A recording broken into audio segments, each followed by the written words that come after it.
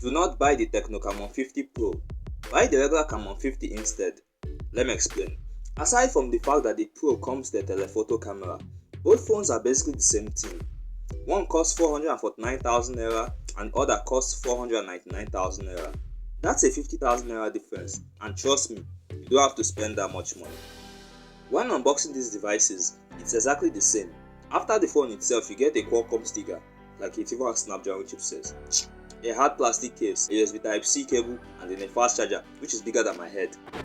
The only difference to this is that the Camon 50 Pro gets a much more customized case based on the color of the phone itself, which I think is cool. And if you're enjoying this video, kindly leave a like and don't forget to subscribe too. Thank you very much.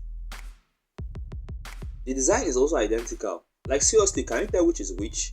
I guess not. That said, it's probably my favorite Tecno Camon design of all time. It took the previous design and made it much more premium with the curved corners and removal of the whole bump at the rear, which I love. The build quality is also pretty good. Nothing at all would make you think that it's a plastic finish because of how sturdy it is. It also has the highest rating at this price point, IP68 IP9K, which you can handle whatever condition you put it in, for accident of course. I would advise to not go around dropping it.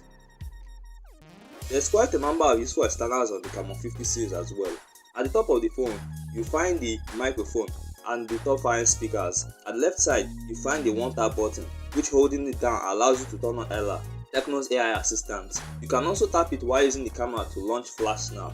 At the right side, you get the volume rocker and power button.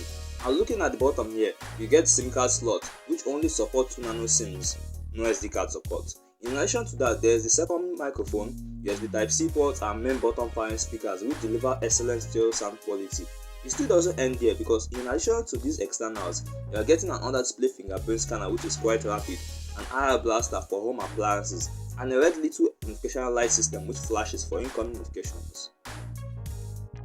Moving on, the Tecno Camon 50 and 50 Pro share exactly the same screen, even though the Camon 50 Pro has a curved display instead of the flat display that the regular Camon 50 comes with.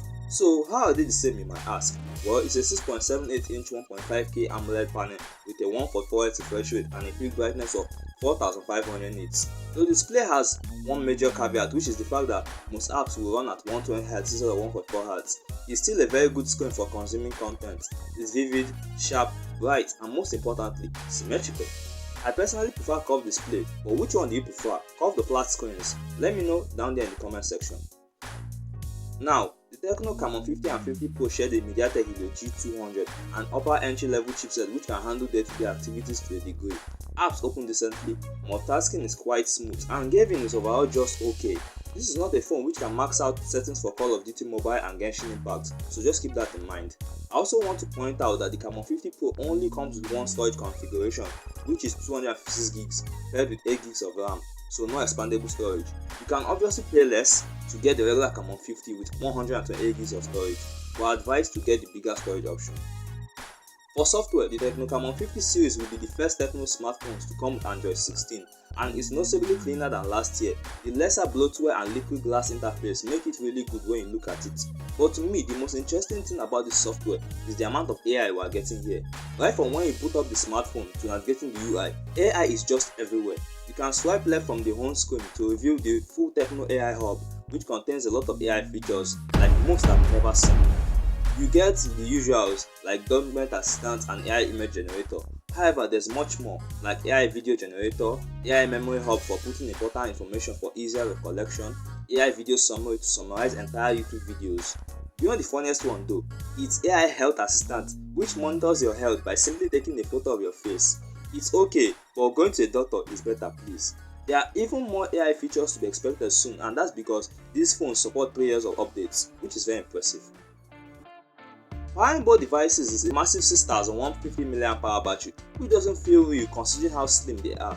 This battery can last the day whatever you are going to be doing with it, and when it comes to charging, we are getting 45W fast charging which takes about an hour to get the phones from 0% to 100%. Now, this is probably the only significant difference between these two phones. The cameras. Tecno Camon 50 comes with a 50MP main camera with an 8MP ultra wide, whilst the Camon 50 Pro comes with the same 50MP main camera, an 8MP ultra wide, and a 50MP 3x telephoto camera, which allows for better zoom shots. What I want to tell you is that apart from that one zoom feature, both cameras are basically the same.